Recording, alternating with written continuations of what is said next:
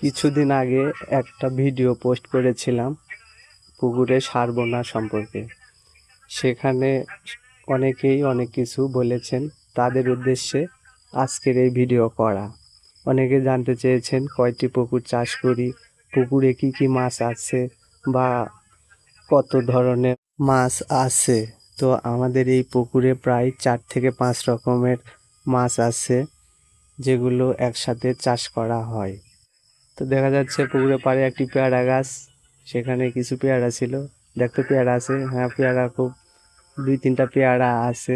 যাই হোক, আমরা মেন বিষয় এটা না, বিষয় হলো পুকুর সম্পর্কে।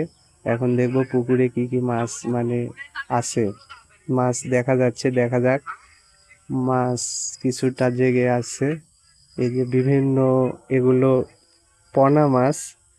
সার দেবার পরে কিছু খাবার হওয়ার কারণে এগুলো পোনা মাছ উপরে উঠে খাবার খাচ্ছিল আর কি, দেখা যাচ্ছে।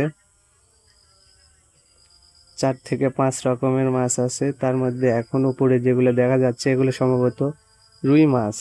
দূর থেকে অত ভালো বোঝা যাচ্ছে না, তারপরেও হালকা দেখা যাচ্ছে আর কি, জুম করে দেখলে দেখা যাবে সম্ভবত। এছাড়াও পুকুরটা, অনেকে বলছিল যে পুকুরটা কত বড়, তো এটার প্রধান মেন যেটা জলা সেটা হচ্ছে 5 থেকে 5.5 বিঘা হবে আর কি। দেখুন, একটু ভালোভাবে দেখলে বোঝা যাবে। যাই হোক, পুকুরের পাড়ে কিছু পেঁপে গাছ আছে, পেঁপে গাছটা অনেক ভালোই দেখা যাচ্ছে। আর কিছু কলার গাছ আছে, সাইডে কিছু ঘাস লাগানো আছে।